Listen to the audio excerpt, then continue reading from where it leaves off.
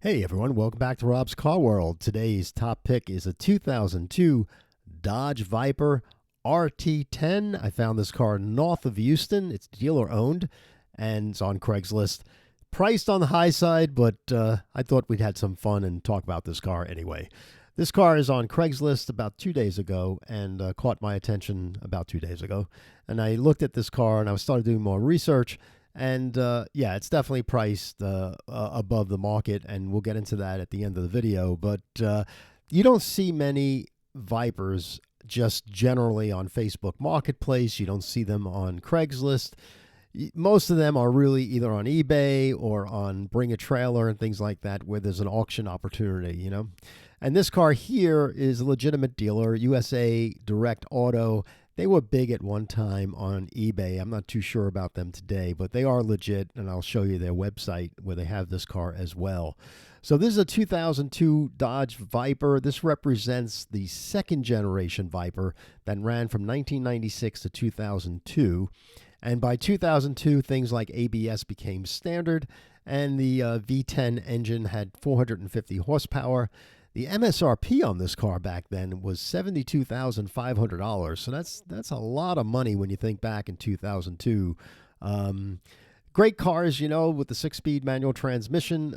It's a 8-liter V10 engine, so this car was like, I don't want to say like a parts bin type car for Chrysler, but they pulled together the resources to make this car on their own. The car is in fiberglass, of course. Later on, the car went from fiberglass to carbon fiber and aluminum door skins and things like that. But this car, they say this car was 75% sourced from USA, without much imports and things like that, which when you think back in 2002, that's pretty interesting by itself. The storyline goes that Bob Lutz had approached Lee Iacocca, and when Lee Iacocca was still president in 1989, and said, hey, why don't we build a modern day Cobra? And Lee Iacocca was in a really bad mood because he had lost the production of this car was $70 million, and he had lost 5 times that amount building his Maserati TC debacle that didn't sell well. So I guess Lee Iacocca wasn't in a great mood, and it took for him to leave until this car actually went into production. And they did spend $70 million, which is not a lot of money to build a car that wouldn't, there'd be a halo car for the showrooms and such. So the timing of this car was great. 2002 was a good time in the car industry. A lot of retro was hitting the streets. Ford Motor Company was out there with retro. General Motors was out there with retro. So why wouldn't Dodge be out there as well? So a real interesting car for its time. This one here is dealer owned. It's got 30,000 miles, which is a lot of mileage for a collectible type car, and especially where he's priced it at $54,841. Let's dive into the photos a little bit. Not that we're going to tear it up because there's not much to tear up, but the car looks strikingly all original. There's big gaps here, but of course this bonnet goes up.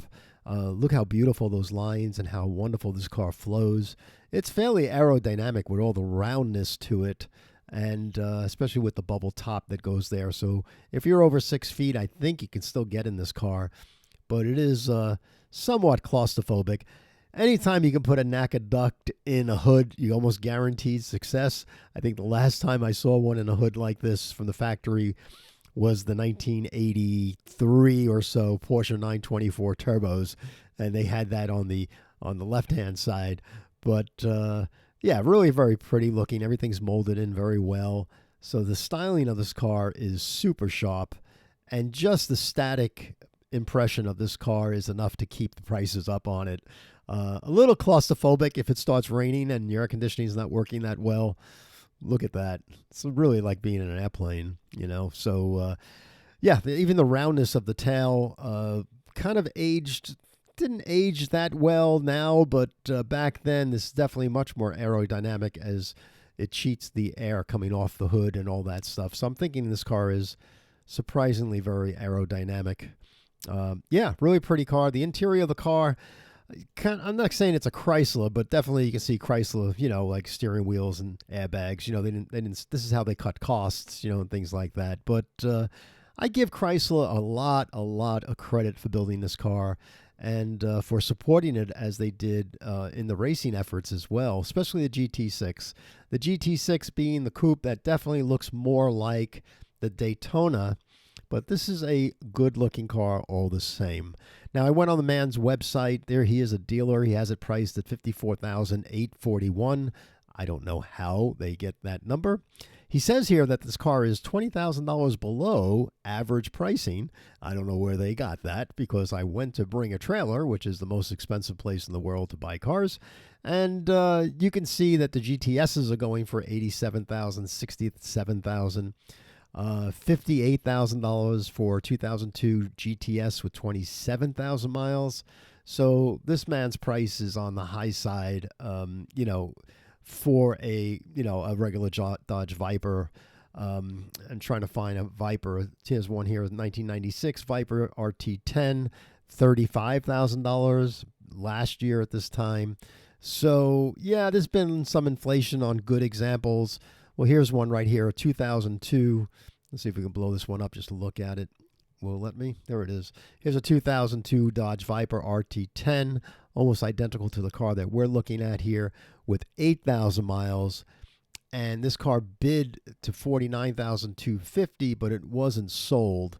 So it was not a no reserve auction. So I guess, I don't know, folks. I think this car is definitely priced on the high side. And how high is the high side? I don't know. You'd have to do more research, but I'm thinking it's probably at least $10,000 more than what you can probably find a comparable car for with some research. Now, a lot of people don't like doing research. A lot of people have a lot of cash, and those people will spoil the marketplace and write a check for $54,800 and just take this car home and enjoy it, because there's so much cash out there sometimes. And remember, if we do buy a car on Bring a Trailer, it's a 5% buyer's fee as well. So a really nice car. If you want to find this car, just go to Craigslist, type in 2002 Dodge Viper RT10, and this car will come popping at you in Houston, north of Houston, Texas.